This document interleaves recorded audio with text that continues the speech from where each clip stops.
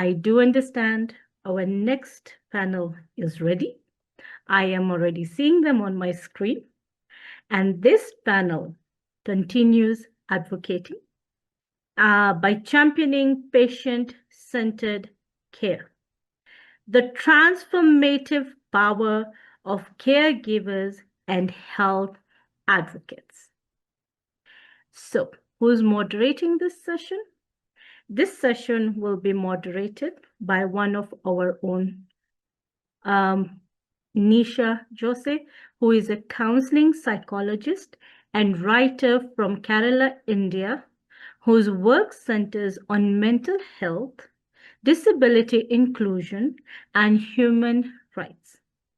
Through her practice and public writing, including contributions as a Times of India blogger, she helps make psychological insights accessible and challenges stigma with empathy and clarity. Nisha brings a multidisciplinary background in psychology and legal studies to her advocacy, creating spaces where people feel understood, supported, and empowered. Thank you, Nisha, for being one of our moderators, and we look forward to your session. The stage is yours. Thank you. Thank you very much, Sonia. Hope I am audible and clear. Yes, you are, my dear. You're welcome. Thank you. Thank you. So, good morning, good afternoon, and good evening to everyone joining us from different parts of the world.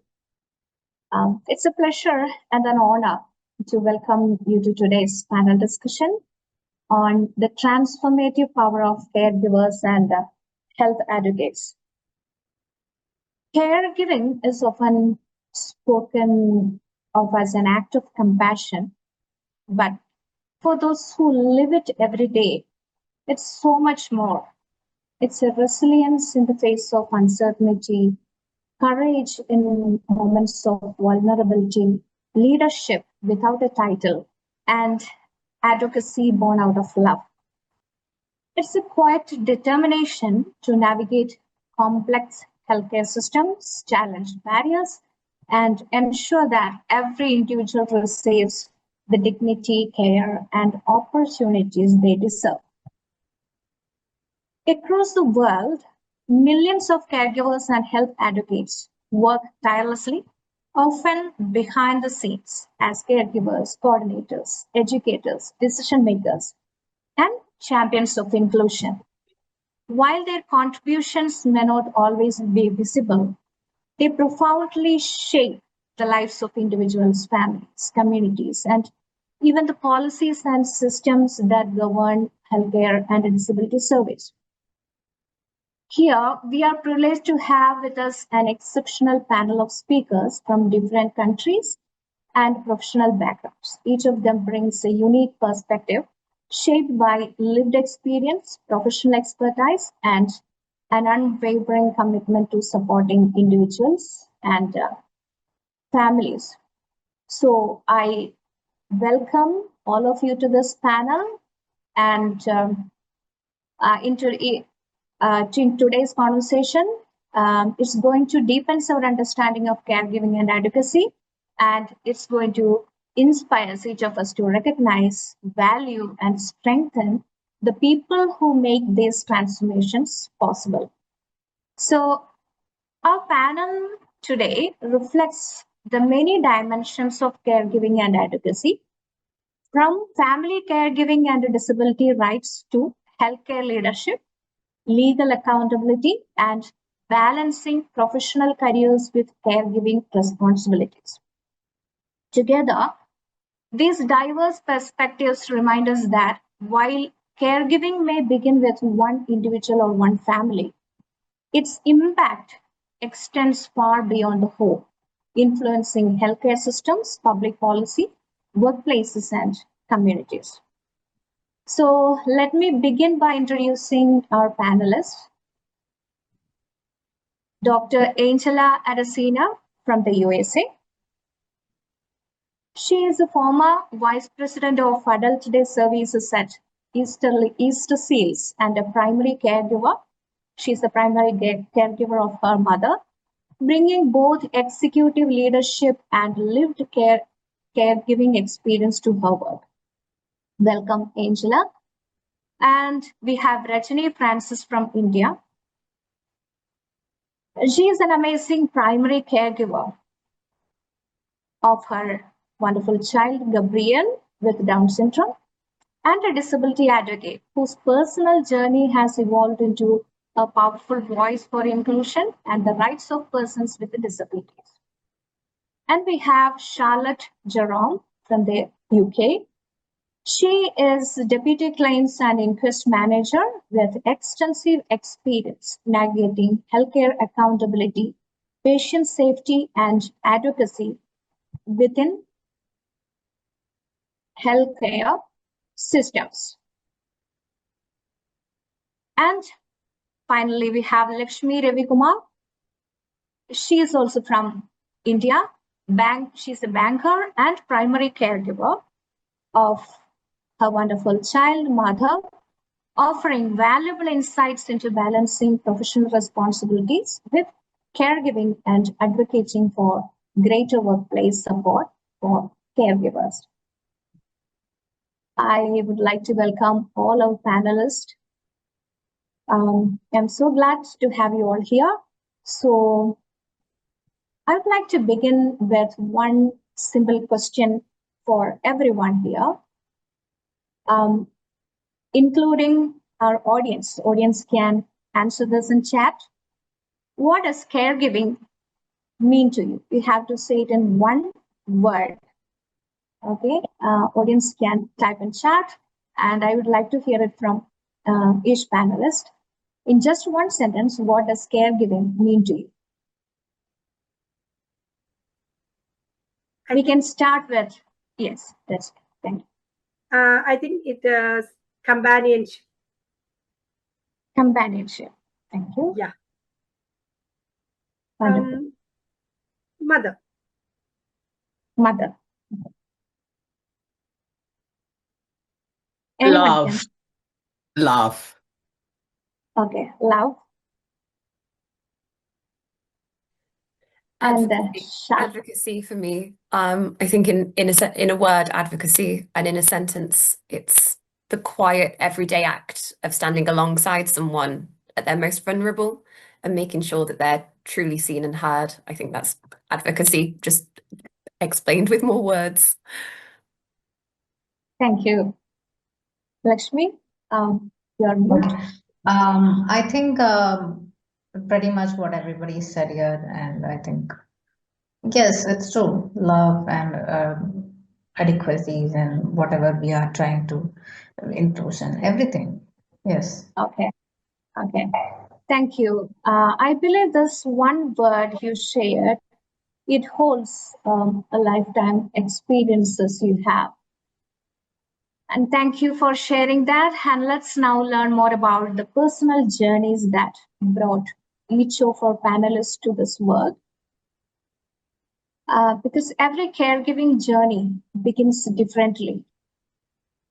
Some are unexpected and some evolve gradually. Many transform into lifelong advocacy.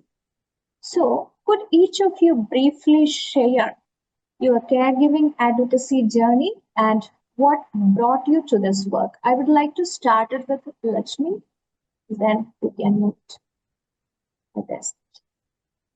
Okay. I'm sorry for the poor video. There's the power outage in my place. I hope that doesn't ruin the experience. Lakshmi, you will have 5 minutes. I'm sorry to finish. Okay. You will have 5 minutes. That's fine. I'll not take 5 minutes. Trust me. In the outset, 5 minutes is too less of a time, but let me shorten it. My son, who's currently almost 9 years old, was diagnosed with ADHD with developmental delay and certain autistic symptoms when he was almost 4 years. till then I didn't have a diagnosis, a proper diagnosis. But inside, in my mind, we have something called the mother's gut feelings, which said that there is something wrong. And but I didn't have the support system at that time to tell me certainly that this is an issue. It was COVID time when he was about 3 years. It was COVID time. There was lockdown. He couldn't go to play schools and things like that. So in the middle of when the lockdown was lifted initially for 3 weeks, he went to an offline school, and that is where his teacher called me up and said she was very she didn't know how I was going to react to it, but she said you need to get your child assessed. And honestly, I wanted to give her a big hug because I wanted somebody to validate what my thoughts were about my son. And we got him assessed. He was assessed with developmental delay of 2.5-year-old when he was actually 4. Then we found out he had ADHD symptoms, and he had a lot of autistic traits, but he was not in the spectrum. And we immediately began therapies, speech therapy, occupational therapy, and all those therapies.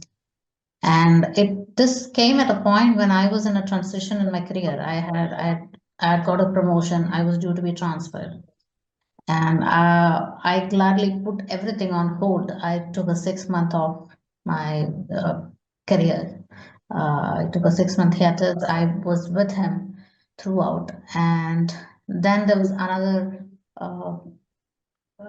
slap on my face because my father, who had supported me immensely, had a heart attack at that time, and it was a very hard time for me, especially with a spouse who was initially very, very reluctant to accept that his son is, requires a lot of work, and he was not ready to accept it in the beginning. Thankfully, now he has accepted it, which is great. And my father, who both my parents, but especially my father, has been incredible support in his journey. And even now he is almost 9. Still, he's going through all the therapies. He's attending a very normal school. He's also musically gifted, my son.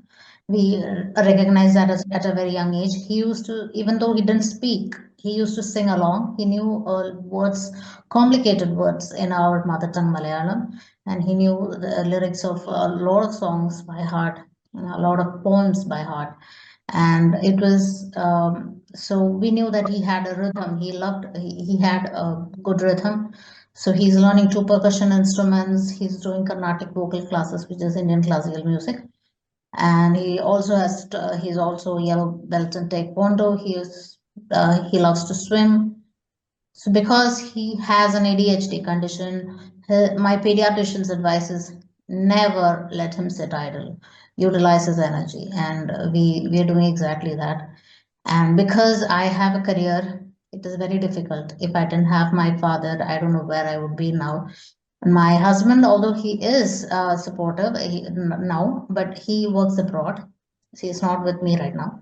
So I'm currently very much dependent on my father, who has been my rock throughout.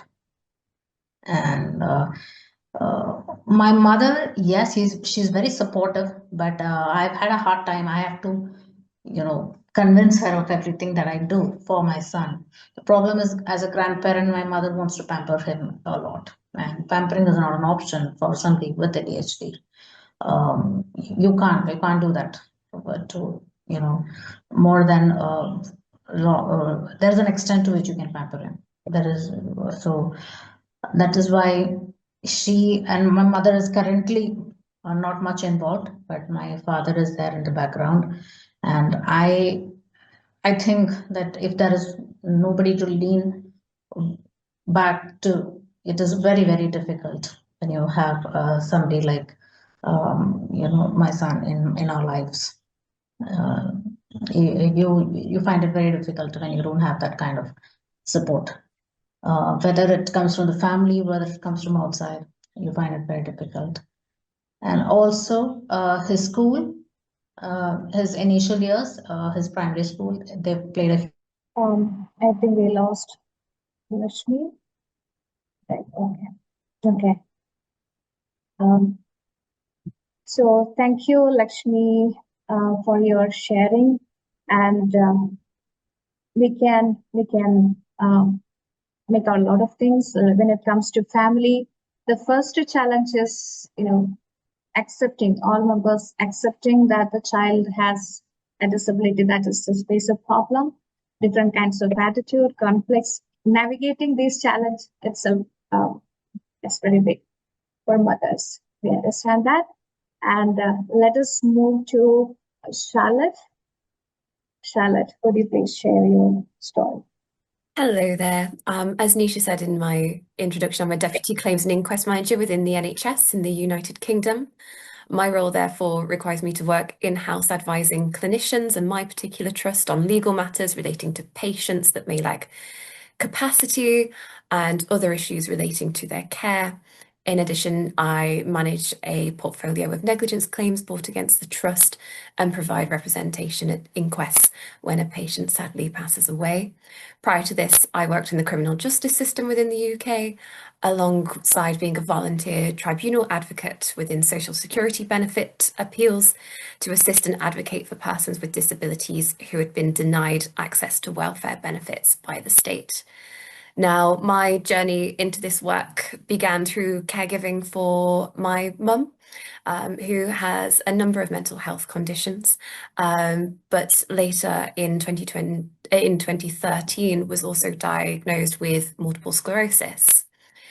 More so with the diagnosis of the multiple sclerosis, I saw how such a diagnosis affects every part of life and the ability to access everyday rights and services that when you have your health unencumbered, we take for granted, from employment to housing to accessing the community and finally to accessing healthcare.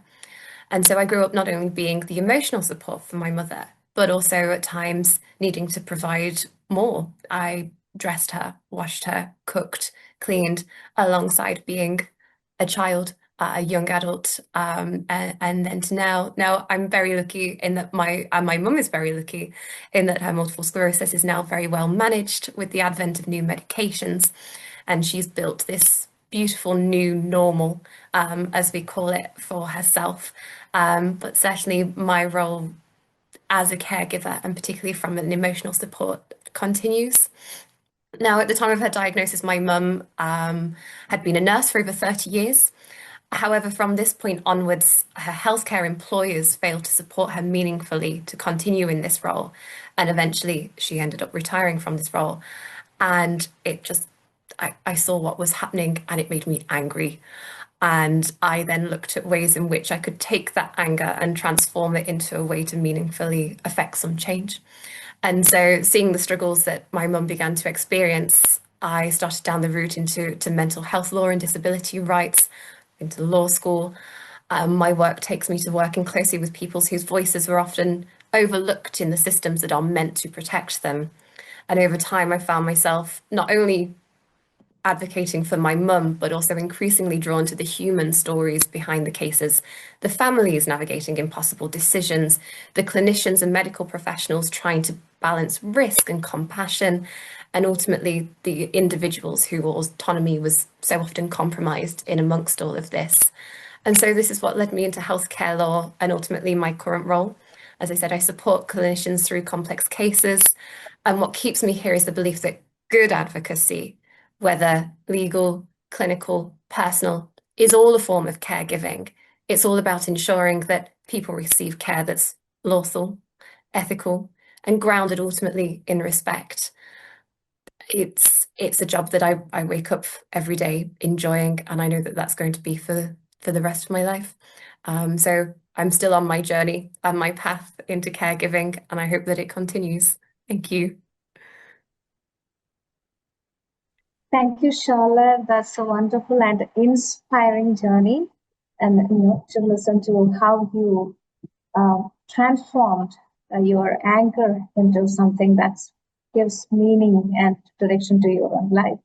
It's really touching. Thank you very much. And we have more to listen from all of you. And now I would like to listen to Rajani.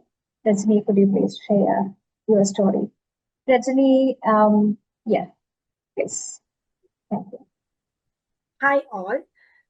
Life journey of Gabriel C. Francis. From challenges to confidence through inclusion, family and opportunity. My name is Rajani Francis and I come from Thrissur, Kerala, India. Today I'm not here simply to tell you the story of my son. I'm here to share a journey of hope, resilience, inclusion and transformation, the life journey of Gabriel C. Francis. I have two sons. My elder son Ephraim is working professionally, and my younger son Gabriel C. Francis is 22 years and has Down syndrome. Gabriel was born prematurely at just 6 months of pregnancy. He was born with several medical complications, including a cleft palate, low muscle tone, and developmental delays. He spent his first 3 months in an incubator before being admitted to a hospital in Cherthala, where he received intensive vital therapy. We stayed there for nearly 2 years. My husband and I received almost no support from our extended family. In our family, many people believed that Gabriel's disability was a curse upon our family. Those words hurt us deeply. At the same time, my husband lost his family business because of Gabriel. We had to move into a rented house and I had to undergo surgery again because of a recurring my tumor. Financially, emotionally, physically, and socially, our family was struggling. During those difficult days, I searched everywhere for answers. I attended spiritual retreats hoping to find peace. Instead, I was repeatedly told that our suffering was the result of our sins and generational curses. One day, I made a life changing decision. Instead of asking, why did this happen? I asked myself, what can I do for my son? That single decision changed everything. I stopped focusing on Gabriel's limitations and started discovering his strengths. We encouraged him to do everything alongside his elder brother, Ephraim. Watching and learning from his brother helped him develop confidence and essential life skills.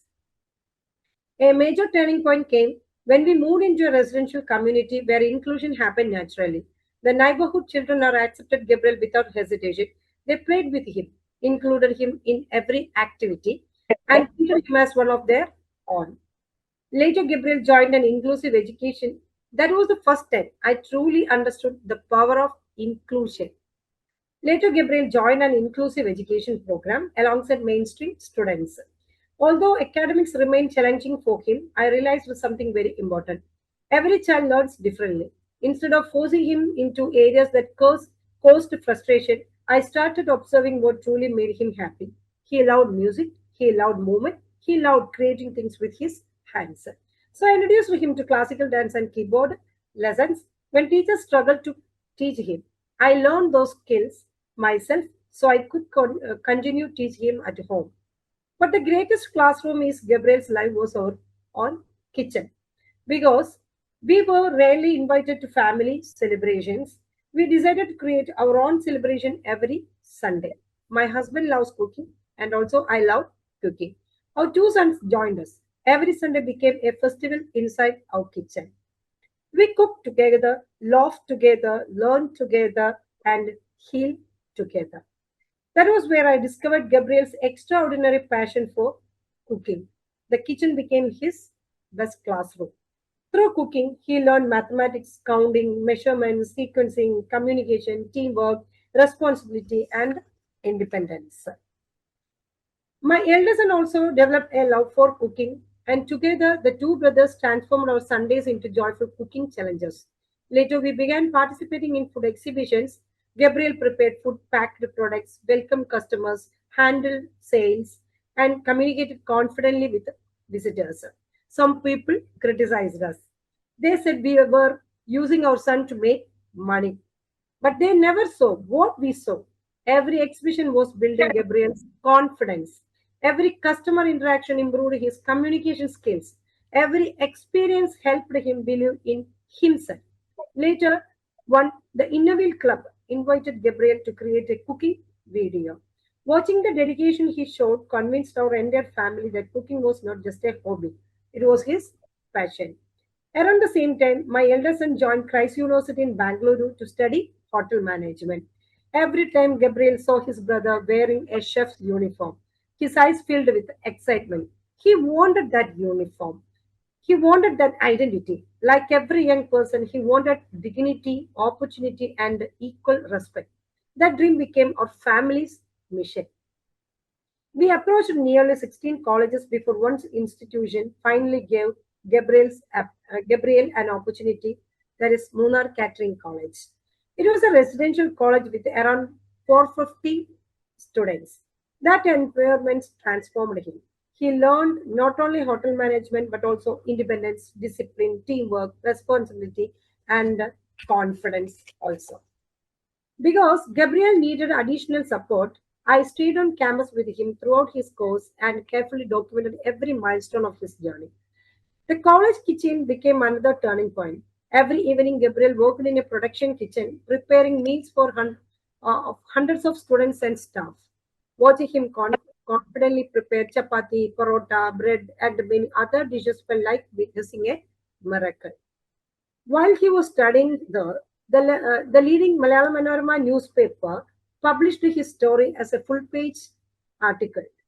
That article opened another extraordinary opportunity for Gabriel. Marriott Kochi, an international live five-star hotel, offered Gabriel an internship in a bakery department. Today, Gabriel C. Francis is successfully working there as a chef intern. Alongside his culinary journey, we encouraged him to learn swimming to improve his physical fitness and lung capacity.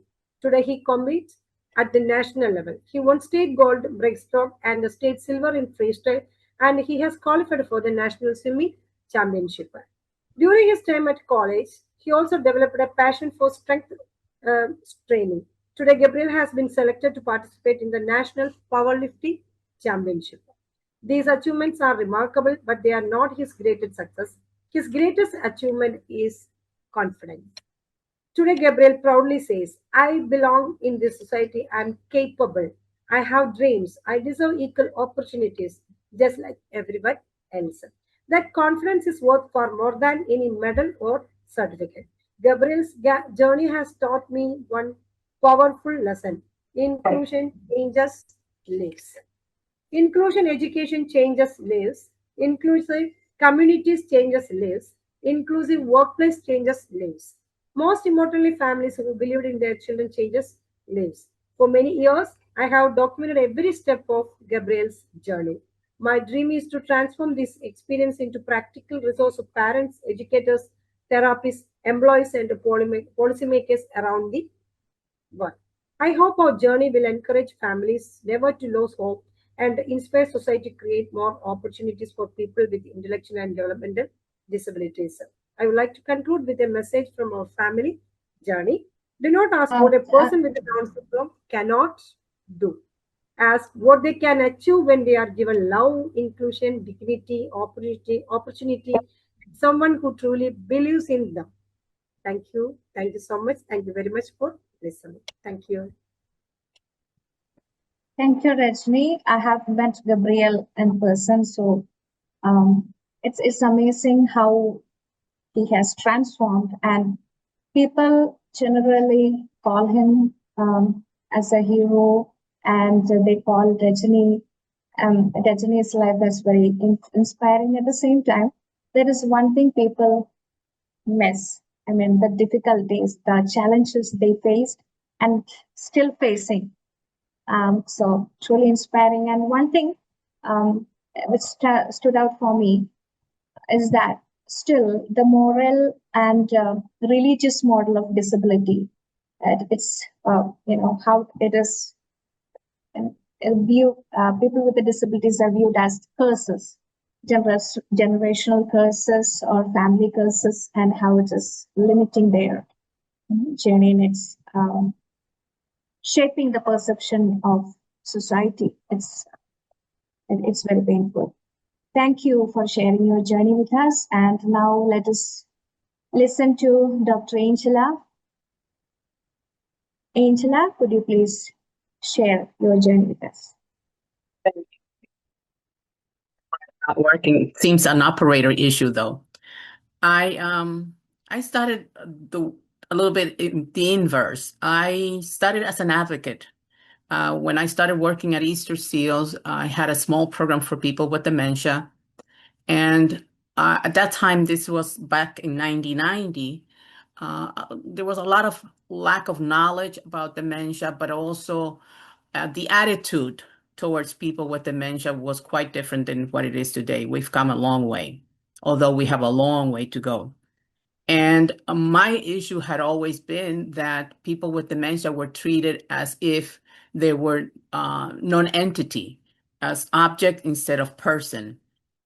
So I began to advocate that these were individuals who had rights, the rights to choose. And one of those choices was to continue to live at home, surrounded by their loved ones, by those who know them best, and surrounded by the environment that they knew best. But that meant that there had to be some shifts in attitude, but also policies on the state and local levels. And there had to be resources allocated for these individuals to be able to exercise that right. This went on for 33 years when I retired. When I had been working at Easterseals for 26 years, my mother had a major stroke. And all the information and all that education that I received in my job and as an advocate, now I had to put it into place.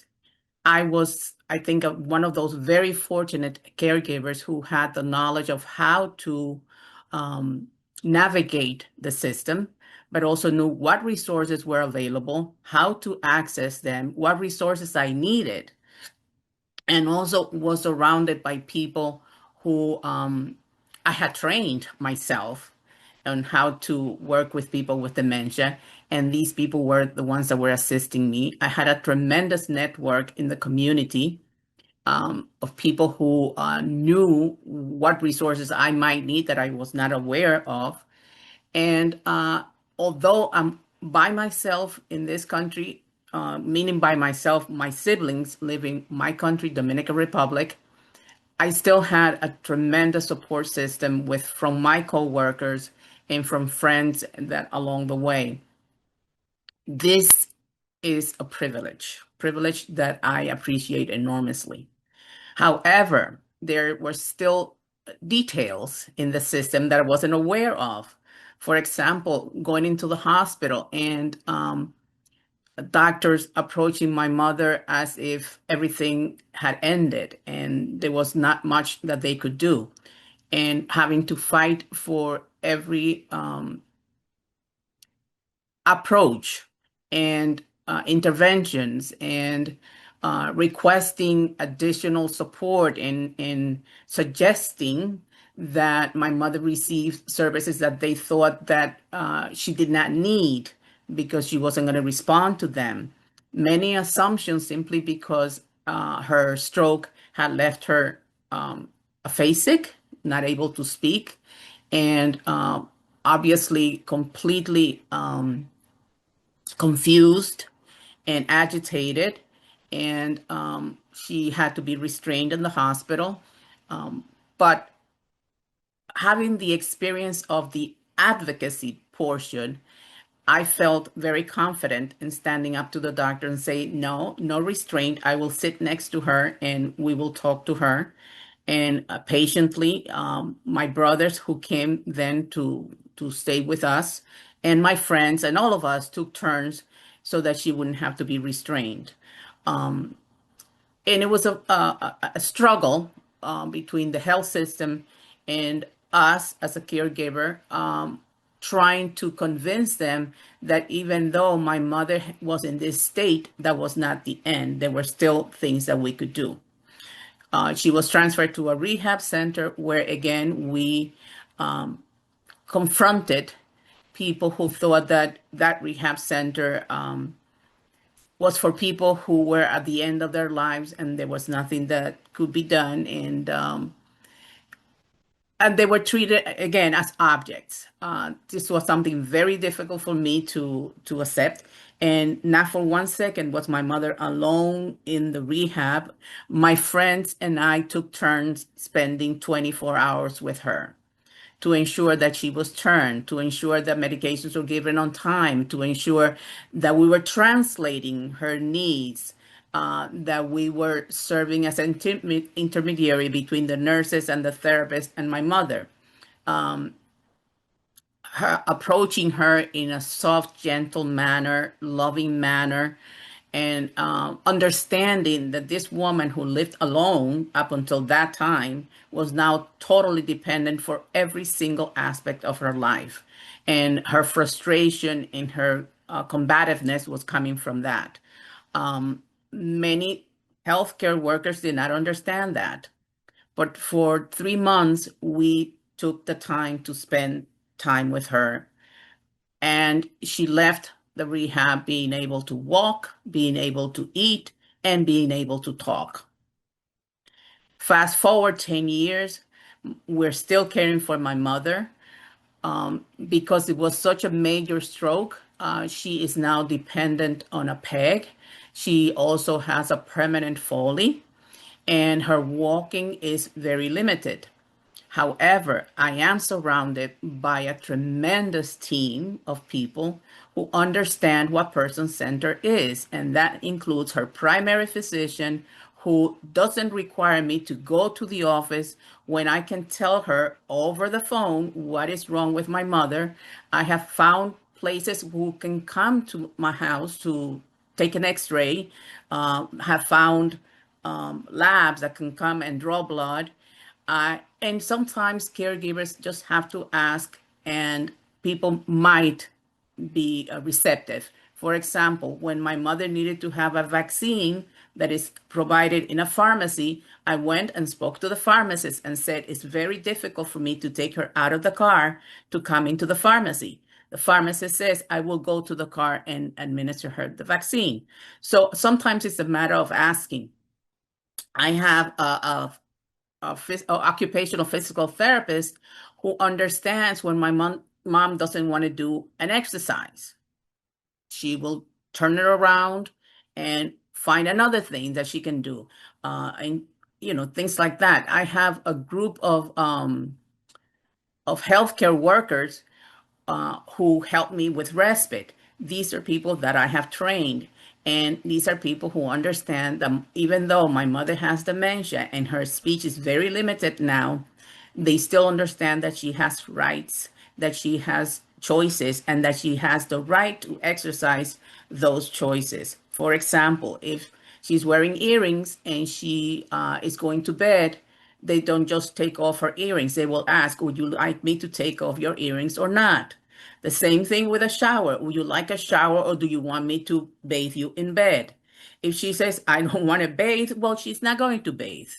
And we respect every aspect of her care. That's one of the things that we have noticed, is that my mom, instead of regressing, she flourishes. Even though she has all these different impairments, she still has a lot of quality of life, and she's surrounded by people who truly understand her. Thank you, Angela. We'll come back to you, and it's very interesting that you have experienced caregiving both personally and professionally, and it's very obvious that these two roles have influenced each other, right? And the caregiving definitely has changed how you viewed your leadership, and sure, it might have helped you to train other caregivers. And one thing really touched me is that the point that caregivers and other healthcare professionals, they should understand the needs of their patients, and they should be flexible enough in their methodology, methods and approaches. That is something which is going to make healthcare systems accessible. Thank you for your sharing. And I would like to come back to Lakshmi once again. You are someone who is managing work life and personal life as a caregiver, primary caregiver, the role of being a caregiver. And it's you have shared, and we can understand it's not easy to keep a balance. It's very difficult to balance both life. And have you ever experienced a difficulty in your job? I mean, or in other words, what changes would you like to see in your workplace policies, which is going to make your life better as a caregiver and mother? Okay. So I am a banker in India, and I work in a public sector bank called Punjab National Bank in India. And as per our rules, I have a transferable job. So every 3 years, I'll be transferred. And sometimes in every 7 years, I'll be transferred out of station, which means I'll be transferred out of my district. So there are policies in place which says that, if you are a primary caregiver of certain kinds of diseases, people with your children, your spouse, your parents. But there is an issue there, because when we cite a primary caregiver of the disabled person, a lot of the times it's physical disability that's being talked about. And the policymakers forget that there is a thing called individual disability. So while our government has started recognizing it, they have only recognized autism as a neurodivergent or an intellectual disability. They are yet to diagnose the other, spectrum of other disorders. So it is difficult in that sense. For me, on a personal level, when I say I'll get a transfer every 3 years, means I have to look for new therapists. I have to look for a new school which understands my son. I have to look for, my son, it's ADHD people find it difficult. My son especially finds it difficult to, have friends, to make friendships. And one thing I forgot to mention earlier was that after my son got diagnosed and after I started reading about ADHD, I found out that I myself have an ADHD. I am ADHD. I also suffer from that same, and I also found it very difficult to make friends. So it is. So my son has to, because of my job, do that every 3 years. So currently, what I did for the past 3, 4, 5, 6 years since his diagnosis, what I've been doing is I remained where I was transferred initially due to my promotion that I took before he got diagnosed. So I remained here, and I did not change my residence. I did not change any of his, currently ongoing therapies and ongoing extracurricular activities. What I did is I got transferred, but I travel 45 kilometers on a daily basis to and fro. But that is fine. I can do it. But I didn't want to disturb him. And I want that to continue as far as possible. And I hope that I have supportive, higher authorities when the time comes for my next transfer, which is next year. So I really hope and wish that they'll understand, because they're aware, and they're aware, because I took a 6-month hiatus when he got diagnosis. He got this diagnosis to initially get on the treatment. So they are aware right now. So I hope that they are, humane enough to consider my needs when they transfer me next time. So even though there are rules, exact rules, which says that I have to stay within 7 kilometers of my office, they have said, okay, they have given me special permissions. So Thank you. There needs to be rules, and there needs to, more better rules should come up. And yes, humaneness should also be there for us, people like us. And I was thinking about one more thing. The participation and partnership of caregivers in policy making. So certain disabilities are not considered. And more than that, the caregivers should be part of policy making in every field and be part of program development that could really be transformative and impactful. Thank you, Lakshmi. And next, one more question to Charlotte. Charlotte, definitely your personal journey, your personal experience, and that made your made the choice of your career itself. That's really inspiring, as we told. And could you share with us what do you think about what do you think make a healthcare system truly inclusive, and how caregivers can play a role in that? So, in terms of, I think patient-centered care is at the heart of the inclusivity. And I think that becomes real when organizations stop treating it as a slogan or something that's sort of aspirational and start treating it as a discipline, that they build policies and plans around ensuring that that patient-centered care is at the heart of every piece of care that is delivered. And so for me, that means listening to lived experiences, not as feedback, but as expertise. From hearing all of our stories, we are experts in our own way, without qualification, to these various different matters. And so it's about designing processes around the person and not around organizational convenience, and what may work best for a particular healthcare provider, but what works best for the patient. And it also means being transparent about risks, about mistakes, about what can and can't be offered, so that people understand exactly what is going on within the healthcare providers more widely, but particularly what is possible in relation to their own care. And looking to those providers themselves and staff members, it's ensuring that staff, clinicians, whoever it may be, are supported so that they have the time, the training, and the emotional space to provide that care as well.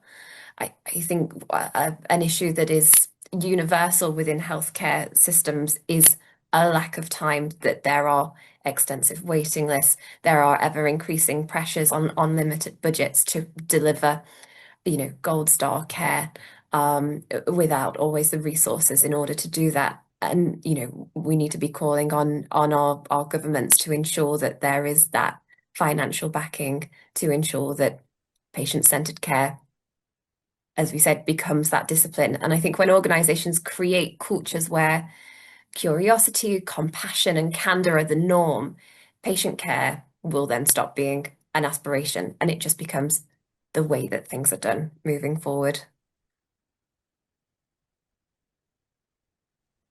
Thank you. And Angela, one last question to you. Do you have anything to say about the training of caregivers? You are doing it for a long time, and definitely from from the knowledge of your personal experiences, you have made changes in professional training of caregivers. So based on that, do you have anything to say about the professional caregivers training? How we can make use of their power, transformative power, to make our healthcare systems better and more inclusive? Yes, of course. There are a couple of things. One is that caregivers require assistance. However, the assistance that one caregiver requires is not the same as another caregiver.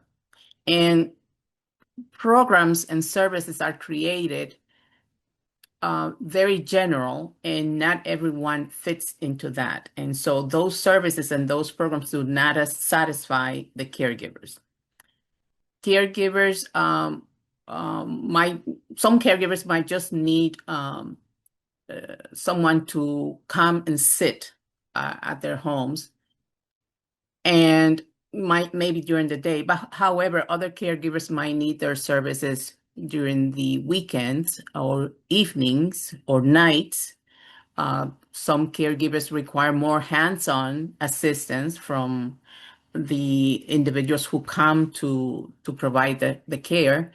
However, policies prevent many individuals who are professional caregivers, professional caretakers, home health aides from performing certain tasks because they're not allowed by law, at least in the United States, they're not allowed. But these are the same tasks that a caregiver who is not a trained professional is conducting. Caregivers need to be more involved, even though they don't have oftentimes the time to participate in forums and in groups that conduct advocacy. But at the same time, it's necessary for their voices to be heard. Support groups is one of the ways that I always trained my caregivers to attend the support groups, because it's not just about receiving support from peers, but it's also about learning from peers what they were doing and also voicing their concern. And that's how eventually policies are made, because someone is going to listen to that group or to someone in that group and understand what is happening. Not policymakers are not always caregivers or have been in those shoes. So they are creating based on the feedback that caregivers provide, not on their own personal experience. Those who are privileged to have that experience would develop other policies, the ones that we have today. One of the things that I always felt that was lacking in training for caregivers was the actual hands-on training for caregivers. One of the things that were offered to me were trainings, and it always left me kind of surprised that the trainings that they were going to provide to me was what is dementia, what is Alzheimer's, what are the stages. And that definitely, oftentimes, a caregiver can train professionals on that. So it's more hands-on. How can I provide body mechanics in a safe manner? How can I change a diaper? How can I feed my loved one without risk for aspiration?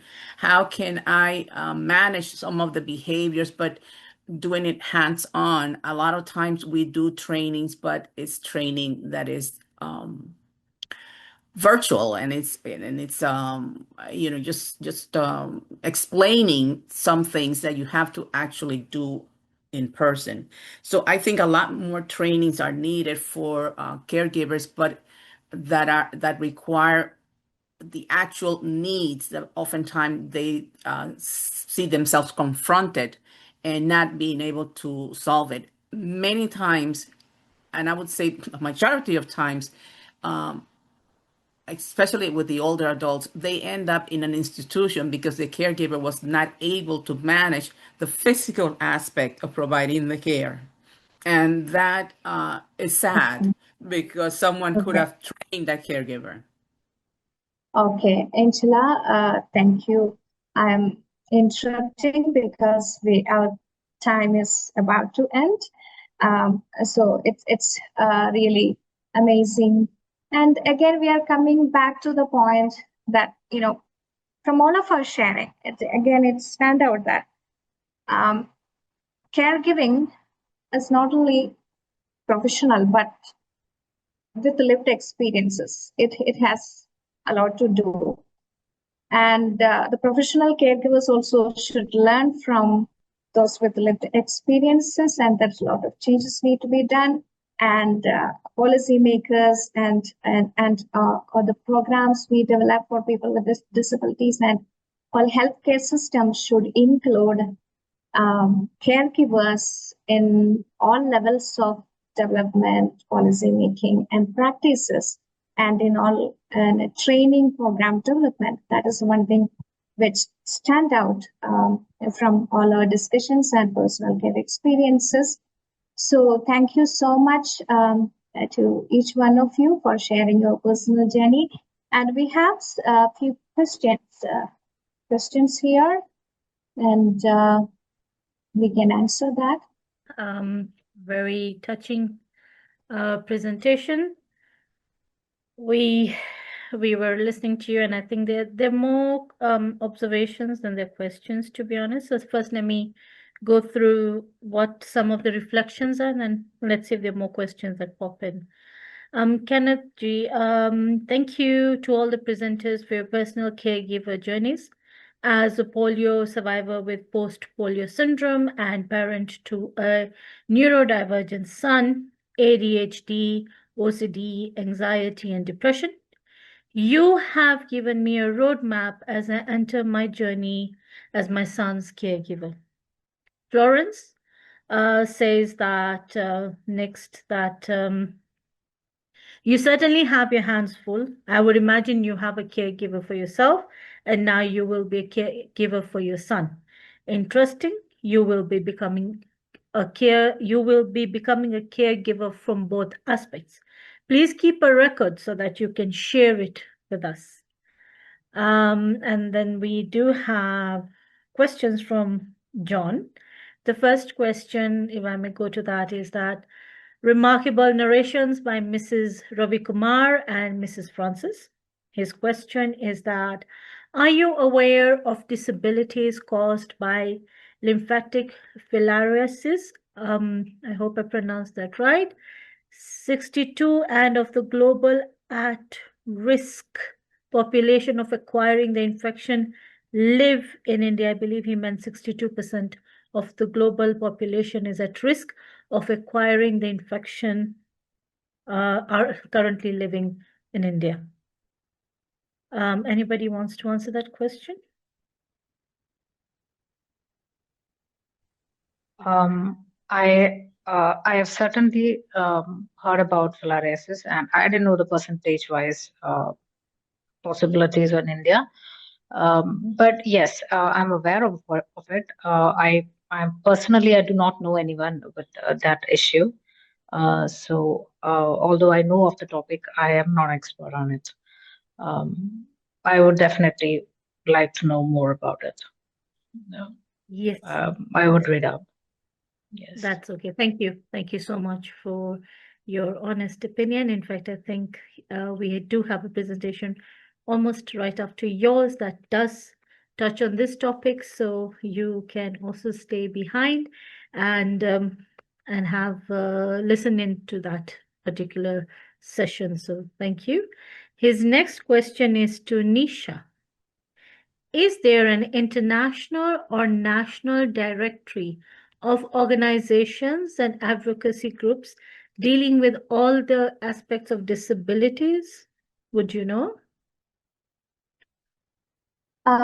I don't have that knowledge. I'm not aware of any of such thing, but I'm seeing a message. Daniel would like to answer this question.